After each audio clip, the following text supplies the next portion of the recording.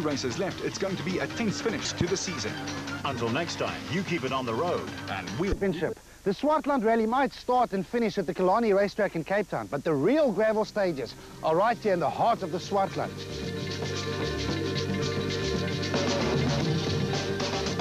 The Swartland Rally is one of the real gems on the Sasol Rally calendar and a real favourite with the drivers and spectators alike. A combination of tar stages based around the famous Killarney racing circuit in Cape Town and fast open gravel stages on the canola and wheat farmlands around Malmesbury and Mariatsburg provides not only a great spectacle but also a tough challenge for the 41 national rally category entries. The crews will tackle a total of 9 special stages, covering a distance of 205 kilometers, with obstacles waiting around every corner. To add to the challenge, a recent cold front dumped snow on the nearby mountains, and the heavens opened during the week leading up to the rally, leaving the stages soaking wet and slippery. It's going to be very, very, very wet out there. We had a lot of rain. That's another aspect to the event, but we'll deal with it. It's not raining today or tomorrow, but there's still going to be a lot of water out there, you know, pools of water, long stretches of water. It's a great guy, working fine, well, still water. I normally enjoy this event, but it looks like it's a bit rough. The soil really soaks up the water well, but eventually when it gets muddy, it's going to be very slippery. I think you're going to have to concentrate really hard and push where you can and back. With such a healthy points lead, there is almost nothing that could prevent Hergenvecken from becoming only the 4th rally champion in 17 years. We'll play it by ear, you know. We'll see what happens after the first few stages, and then tomorrow maybe we'll just have a look. But with 2 rounds to go, 6 times champion Jan Habik still has a chance to defend his title. Yeah, it's been a bit of a tough season for us, but you know, we still bagged a lot of points. This event we have to finish well, and our strategy is to do exactly that. After losing the victory on the previous event, Toyota young gun Mark Ronier was ready to try again and to give the new Aurus a good result. Teammate Johnny Gemmell has also had his fair share of bad luck this season and was hoping to get his first win for the year. We're looking forward to this one, eh? This is one of my favorite events, this one. And no, we're looking forward to it. With no chance of repeating his 2006 championship, Enzo Keen could simply focus on winning rallies, like he did on the West Sasol Rally earlier this year. I'd say with 2 DNFs, we pretty much out of championship points. But it doesn't mean that we can't pull out a past charge to try and win a couple of events. That's why we're here. Youngster John Williams just returned from a very successful trip to Zambia, where he won the Pirelli Star Driver Award. It's just unbelievable. It's like a dream come true for me. You know, it's something I've wanted, and you know, we work really hard to get it. But yeah, we're back into this rally straight away. So next week we'll celebrate and enjoy our win. Cape Townian Jean-Pierre Damso grew up on Cape Rally roads, so his blistering pace and knowledge of this event will make him a favourite for overall honours. So we would like to improve our position in the championship. Then again, we also like to do quite well in our home events. So we'll try and give it all, you know. Japie van Niekerk is still the highest placed Toyota driver on the points table, but his consistency took a knock during the previous round when mechanical problems forced him to retire. The Swartland Rally will be Nicholas Ryan's second event behind the wheel of the Phillips Runex after his horrific accident in Port Elizabeth in July. Class N4 champion Charles Wilkin is now very close to achieve his objective of winning the prestigious production car title. Obviously, the first objective is to get the car to the finish. We have to. Hein Latergan was the winner of this category on the previous event and arrived with brand new livery on his Subaru. We are now talking to Aprox, and we are going to run the car on Aprox livery for the next 2 events, and hopefully we can persuade them to sponsor the Liverpool go with next year. Paul Pfeiffer's new Subaru N14 did not make it to the start of the Swartland Rally.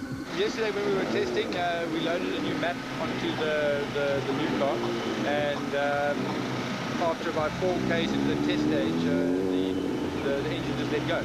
So the choice was either just come and race in the old car or just stay at home. No such problems for defending production car champion Visser du Plessis and former production car champion Fernando Rueda, who were both still in the hunt and hoping to prevent Wilkin from taking the production car title. Besides the overall and production car title, a number of other class titles are still up for grabs. Christoph Witt already managed to clinch the Class A7 title during the previous event, and the Class A6 title already belongs to veteran Craig Trott, but the A5 title chase was still open. Andre Kleinberg is the points leader. It's so tight, it's unbelievable. But we've just got to go out there and do our job, and we decided that we're going to go from the start and go flat, and just hope for the best.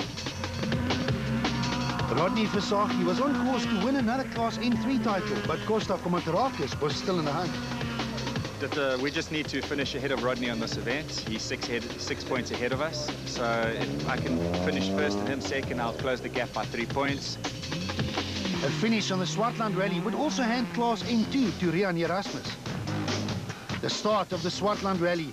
Championship positions determine the starting order for the first 8 cars, and as on many occasions this year, the BP Ultimate Polo of Fekken and Aries was the first car to leave Cape Town en route to the stages. They were followed by Habig, Keen and Van die Kerk.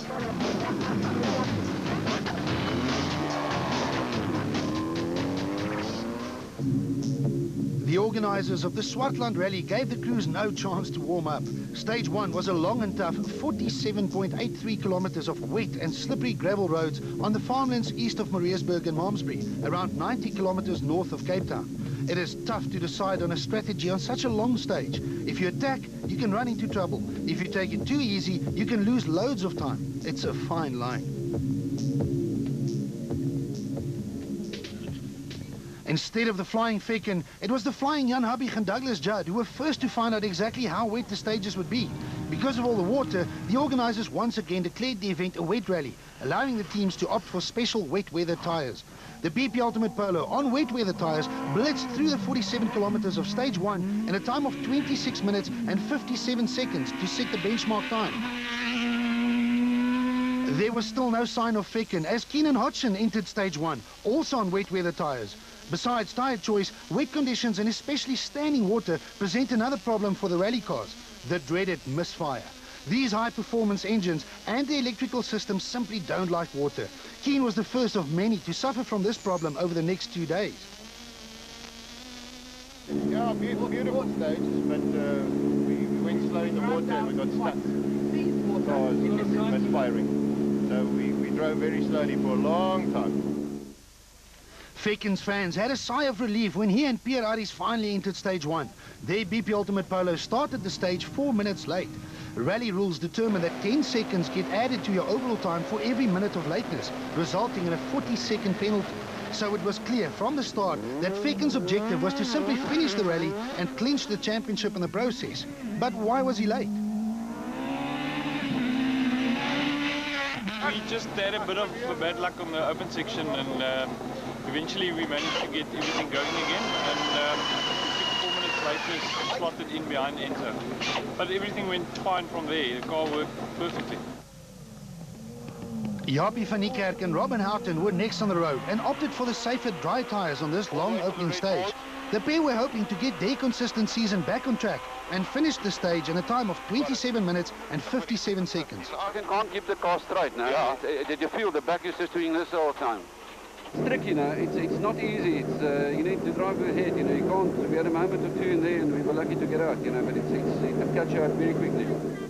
Johnny Gemmell and Zimbabwe navigator Peter Marsh set off on their quest to win their first rally of the year, the Castrol Toyota Runnings. On the previous event, Gemmell missed out by a single second, and it's safe to say that it will only be a matter of time before they stand on the top step of the podium.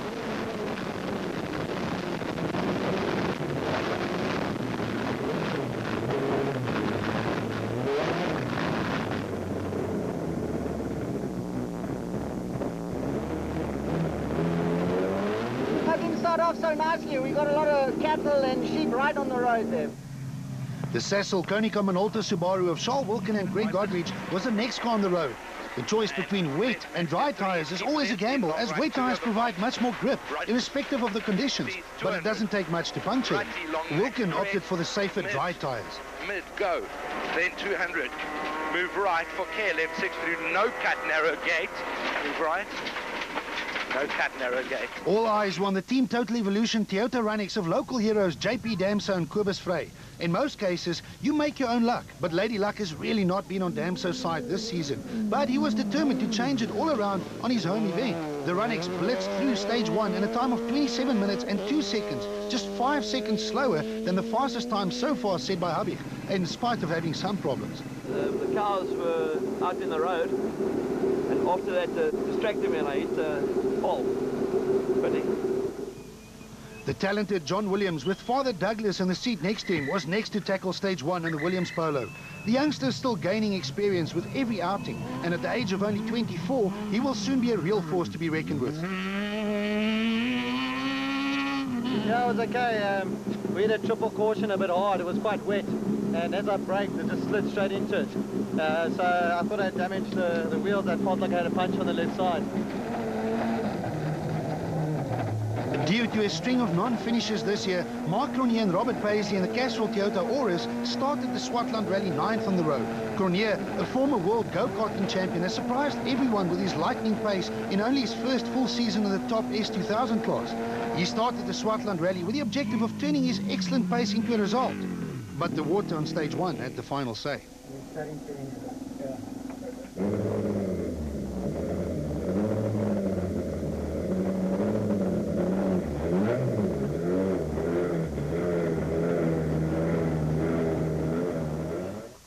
Paul Pfeiffer and Cindy Harding, back in the Nobile Mitsubishi Lancer, fell prey to the same water splash on stage 1.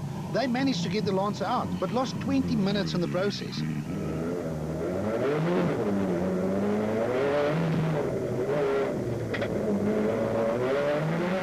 Nicholas Ryan and Andre Vermeulen were still getting to grips with the Philips Toyota Runnix. Ryan won a regional rally a few weeks back and is slowly getting his confidence back. Mark and Paul Pfeiffer. Okay, are they going to get out, do you think? I can't see it. I think the engine is sucked water in. Osram Rally production car winners Hein Lategan and Johan van der Merwe started the event just like they finished the previous one, by setting the fastest stage time in their Afrox Subaru Impreza. As with the S2000s, a battle between the rest of the production cars also started to develop. Fernando Rueda and Dave Lefkowitz set the third fastest time of their Team Total Mitsubishi Lancer, behind Lategan and Wilken, but ahead of the current production car champion Visser Du Plessis and Gerard Snyman and the Pertex Subaru. Like Wilken, Du Plessis also opted for dry tires. After stage 1, Jan Habich puts his name on top of the leaderboard, but only by 5 seconds from a determined young Damso. Gemmel occupies third, and although Fecken set the 4th fastest time, his 40-second time penalty places him outside the top 10 in the overall standings. Lategan leads the production car pack. At 47 kilometers, stage 1 was the longest of the entire rally. Stage 2 was a much friendlier 16.5 kilometers just outside of Riebeek Kasteel, but still flooded with lots of water, just waiting to drown some more rally cars.